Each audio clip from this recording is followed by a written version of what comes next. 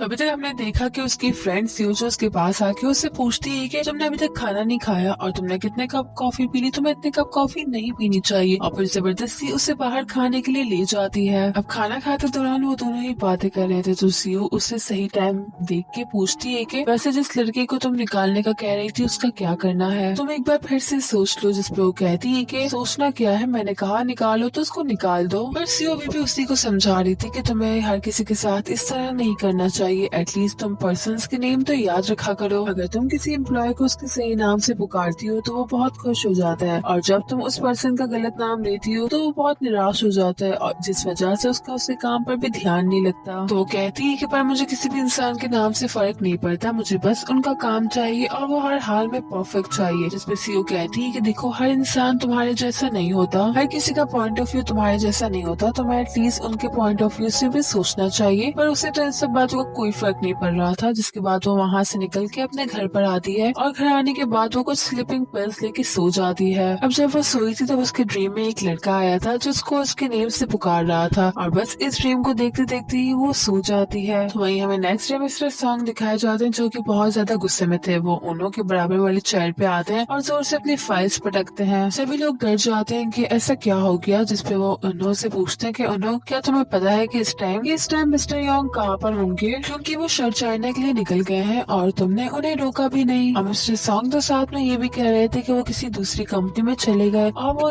उस कंपनी में हमारी सारी इन्फॉर्मेशन भी लेकर गए हैं। हमारे प्रोजेक्ट का जो भी डेटा था वो सब उन्हीं के पास है। अगर उन्होंने ऐसा कुछ भी किया तो मैं उसे छोड़ूंगा नहीं, और अगर तुमने उन्हें नहीं रोका तो बचोगे तुम भी नहीं, तुम्हें भी यहाँ से जाना होगा। अब ये सब सुन के रियान तो बहुत ज्यादा डर गया था, इसलिए वो मिस्टर यांग को कॉल्स करता है। वो बहुत कॉल्स कर रहा था लेकिन वो एक भी कॉल पिक नहीं कर रहे, तो वो उन्हें एक मैसेज छोड़ देता है कि आपको जैसे ही मेरी कॉल मिले आप मुझे मैसेज कर देना, मुझे आपसे बहुत जरूरी बात करनी है, और प्लीज आप ये भी बताइएगा कि आप कहाँ पर हैं। अब उसके दिमाग में एक ख्याल आता है, क्योंकि उसने मिस्टर यांग को कुछ दिन पहले कांग नाम की एक लड़की के साथ बात करते हुए सुना था। तो वो जल्दी से अपने फ्रेंड को कॉल करता है और उससे पूछता है कि कांग नाम की लड़की इसकी फर्म कहाँ पर है। अब जैसे ही उसे उस फर्म का एड्रेस पता चलता है वो जल्दी से वहाँ के लिए निकल जाता है। अब वो कंपनी के बाहर आ तो गया था, पर अभी भी वो यही सोच रहा था कि अंदर जाके उसे क्या कहना चाहिए और कैसे मिलना चाहिए। तो तभी कांग आके उसकी कार में बैठ जाती है, और कार में आने के बाद वो देखती है कि अरे ये तो उन्हों है, और उन्हों भी उसे देखे जा रहा था कि ये अचानक यहाँ पर कैसे। तो वो भी एम्बेरस होकर जल्दी से कार से उतरती है, पर वो आगे जाकर भी मुड़ के पीछे देखती है कि क्या वो अपनी कार से बाहर नहीं निकलेगा। तो वही ये भी तो यही सोच रहा था कि मुझे कांग से ही तो मिलना था और ये मुझे मिल गई है, मुझे फौरन से उससे बात करनी चाहिए। तो वो कार से निकल के उसे रोकने लगता है कि मैम प्लीज मेरी बात सुने। तो उसकी आवाज सुन के वो भी रुक जाती है, जहाँ पे वो डायरेक्ट उससे आके ये पूछता है कि क्या आपने मिस्टर यांग को देखा है, क्या आप ही ने उन्हें चाइना भेजा है। तो वो उससे कहती है कि तुम्हारी बात का क्या मतलब, तुम्हें लग रहा है कि क्या मैंने उसे चाइना भेजा होगा। तो वो कहता है कि हाँ तुमने ही किया होगा, क्योंकि तुम्हें पता है ना कि अगर वो चाइना चले गए तो वो कभी भी कोरिया वापस नहीं आ सकते, जिससे उनका कोई भी फ्यूचर नहीं होगा। तो कांग उसकी बात सुन के अभी उन्हों कहती है कि तभी उन्हों को अपने फोन पे एक मैसेज आता है। तो उस मैसेज को देख के वो वहाँ से जल्दी से जाने की करते हैं, क्योंकि वो मैसेज मिस्टर यांग का था जो कि उससे कह रहे थे कि मैं एयरपोर्ट पहुंच चुका हूँ। वो तो उसकी कोई भी बात नहीं सुनता और जल्दी से वहाँ से निकलता है। बेचारी कैंग तो चिल्लाती ही रह जाती है कि मेरी बात तो सुन लो, मुझे तो कुछ बोलने का मौका ही नहीं दिया। अब उसके जाने के बाद हम देखते हैं कि सच में ही कांग को मिस्टर यांग की कॉल आई थी, और यांग उससे इसी बारे में बात कर रहा था, जिसपे कैंग ने उसे कहा था कि आपको किसी दूसरी कंपनी में नहीं जाना चाहिए। एज ए इंजीनियर आप सोचिए कि वहाँ पर आपका करियर क्या होगा, आप यहाँ पे दोबारा कभी भी वापस नहीं आ पाएंगे, आपको पता है ना। तो इसलिए प्लीज अपने फ्यूचर के बारे में भी सोचिए। जिसमें वो कहते हैं कि मुझे पता है कि मैं क्या कर रहा हूँ, मैं बहुत सोच समझ के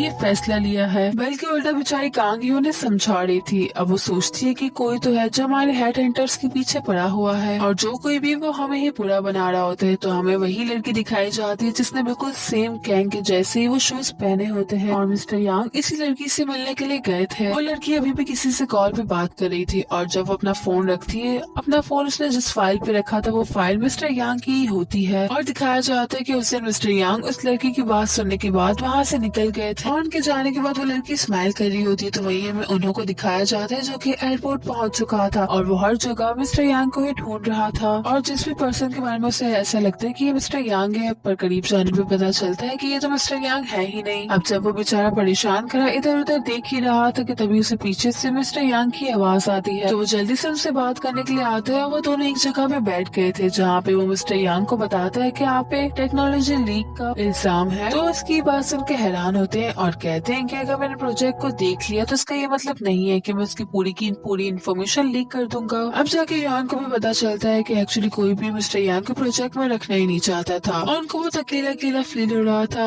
अब जब कोई उन्हें वहाँ पे काम करते देखना ही नहीं चाहता तो उन्होंने सोचा कि क्यों ना वो यहाँ से चले जाए, क्योंकि उनके मुताबिक उनके यहाँ रहने का भी कोई फायदा नहीं था। वो उससे कहते हैं कि मुझे पता है कि मैं कोरिया कभी भी वापस नहीं आ सकता, पर मैं यहाँ पे वापस आना भी नहीं चाहता। मैं चाइना में रह के ही काम करना चाहता हूँ। बस मुझे एक चीज की परेशानी कि सबका इल्जाम कोई तुम्हें ना दे और तुम्हारे साथ कुछ बुरा ना हो। तो उनकी ये बात सुन के वो चुप हो जाता है और उन्हें नहीं बताते कि हर चीज का इल्जाम उसे ही दिया जा रहा है। जिसके बाद वो एयरपोर्ट से बाहर आता है और इस प्लेन को जाता हुआ देख रहा था कि फाइनली मिस्टर यांग यहाँ से चले गए कि तभी उसे अपने एक कुलीग फ्रेंड की कॉल आती है जो कि उसे कह रहा था कि इन्वेस्टिगेशन टीम आई हुई है, तुम कहाँ पर रह गए और क्या तुम्हें मिस्टर यांग मिले। जिसपे वो कहता है कि वो यहाँ से पहले ही जा चुके हैं। जिसपे उसका फ्रेंड कहता है कि तुम भी यहाँ से बहुत जल्द जाने वाले हो। और जब उसका फ्रेंड उसे कॉल पे बात कर रहा था तब वो मिस्टर सॉन्ग का स्माइल करता हुआ देखता है, जिसपे वो उन्होंने कहता है कि मुझे तो लगता है कि ये मिस्टर सॉन्ग का ही काम है। वो वैसे भी कोई ना कोई रास्ता तलाश कर रहे थे तुम्हें इस कंपनी से निकालने का, जो कि उन्हें मिल भी गया। ये सुन के तो योन और भी ज्यादा निराश हो जाता है और वहीं एक चेयर पे बैठ गया था। तो दिखाया जाता है कि उसपे वाकई में टेक लीक का इल्जाम भी लगा, मतलब वो पूरी तरह से बर्बाद। अब यहाँ से कुछ डेज आगे चलता है।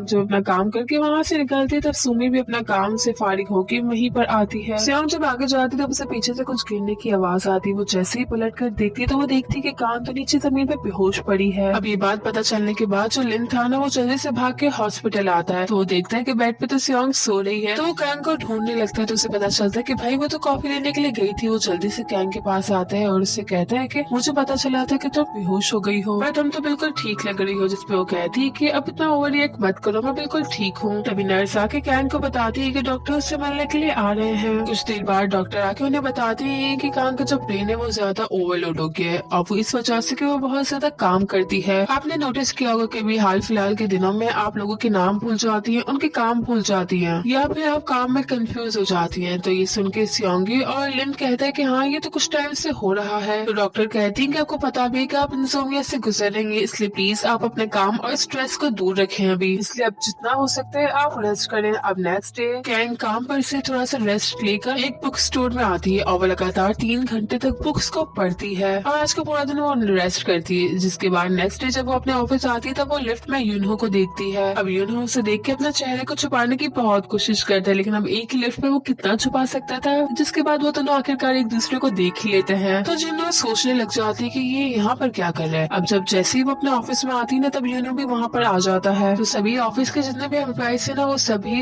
यूनहो को देखने लगते हैं कि अब ये बंदा कौन है। कि तभी एक पर्सन यूनहो को कांग के पास ले जाकर कहता है कि ये हमारे ऑफिस के सीईओ कांग जीहुन है। तो कांग से कहता है कि आप कैसी हैं, मेरा नाम यूनहो है। यहाँ से ना गाइस हमें एक दिन पहले का सीन दिखाया जाता है। जो यूनहो होता है वो अपनी बेटी ब्यूल को लेके डॉक्टर के पास आया हुआ होता है। डॉक्टर ब्यूल को कहती है कि ब्यूल मुझे लगता है कि अब आज के बाद तुम्हें ना यहाँ पे आना नहीं पड़ेगा क्योंकि तुमने बहुत अच्छा किया और तुम तो अब ठीक हो रही हो। तभी नर्स आके ब्यूल को अपने साथ खेलने के लिए ले जाती है। तो उसके जाने के बाद यूनहो डॉक्टर से पूछता है कि क्या वो सच में ठीक है। तो डॉक्टर बताती है कि हाँ ब्यूल अब ठीक है, पूरी तरह से ठीक नहीं है लेकिन उसकी मेंटल स्टेट अब बहुत हद तक ठीक हो चुकी है। तो मुझे लगता है कि अब हमें उसकी थेरेपी बंद कर देनी चाहिए। तो हमें ब्यूल के बारे में थोड़ा सा पता चलता है। वो ना एक्चुअली डिप्रेशन में थी, किसी से भी बात नहीं करती थी, स्कूल नहीं जाती थी और बस हर वक्त सैड रहती थी। उसने अपनी सारी एक्टिविटीज छोड़ दी थी, खेलना कूदना, लोगों से बात करना, यहाँ तक कि वो तो यूनियो से भी बात नहीं करती थी और ये सब उसकी मॉम की वजह से हुआ था। लेकिन डॉक्टर उसे तसल्ली देती है कि वो बहुत हद तक ठीक हो चुकी है। डॉक्टर से मिलने के बाद यूनो उसे एक बुक स्टोर पे लेकर आता है और ये बुक स्टोर यूनो के एक फ्रेंड सियोक का है। वो जल्दी से उसके पास जाती है और उसे बताती है कि आपको पता है डॉक्टर ने मुझे कहा है कि मुझे अब थेरेपी के लिए वहाँ पर नहीं जाना पड़ेगा। सियोक की बात सुन के यूनो की तरफ देखता है तो यूनो भी हाँ में सर हिलाता है, जिसे देख सियोक बहुत ज्यादा खुश हो जाता है और कहता है कि हमें तो इस बात को सेलिब्रेट करना चाहिए। तुम्हें यहाँ पे जो भी बुक पसंद है तुम उसे ले लो, मेरी तरफ से गिफ्ट समझो। जिसके बाद जब वो बुक लेने चली जाती है तब सियोक यूनो से बात करता है और उसे कहता है कि मेरे दोस्त तुमने बहुत अच्छा काम किया, अब बस तुम्हें अपने लिए जॉब ढूंढने पे फोकस करना चाहिए। ब्यूल रात में सियोक को डिनर पे इनवाइट भी कर लेती है और उससे अपनी वाइफ को भी साथ लाने का कहती है। तो हमें पता चलता है कि यूनो का फ्रेंड सियोक ना उसकी वाइफ और कोई नहीं बल्कि कांग की फ्रेंड सियोंग है। सियोक सुमी को अपने फ्रेंड के बारे में बताता है, मीन्स यूनो के बारे में, क्योंकि सुमी अभी तक उससे नहीं मिली। ब्यूल जब 1 साल की थी ना तभी उसका डिवोर्स हो गया था और उसने अपनी बेटी को अकेले ही पाला। उसकी लाइफ बहुत ज्यादा मुश्किल रही है, पर सच कहूँ तो वो भरोसेमंद इंसान है और बहुत मेहनती भी। अभी होने के बारे में जान के सुमी को भी बहुत बुरा लगता है, जिसपे सीईओ को उसे बताता है कि अभी तो उसके पास कोई जॉब भी नहीं है। क्या तुम्हारी कंपनी में कोई पोजीशन खाली नहीं है? जिसपे सुमी कहती है कि हमारे एचआर डिपार्टमेंट में तो अभी कोई भी जगह नहीं है, तो मैं अभी फिलहाल उसके लिए कुछ भी नहीं कर सकती। I am sorry. तो वही हमें यूनो को दिखाया जाता है जो कि घर पे उनके लिए डिनर रेडी कर रहा था। ब्यूल भी बीच बीच में उसकी थोड़ी बहुत हेल्प कर देती थी। अब जब वो दोनों आते हैं तो वो दोनों ही उसका वेलकम करते हैं। वो दोनों देखते हैं कि यूनो ने तो उनके लिए काफी सारा खाना बनाया है, तो उसका फ्रेंड उसे कहता है कि तुझे इतना सारा खाना बनाने की क्या जरूरत थी, तुम भी ना।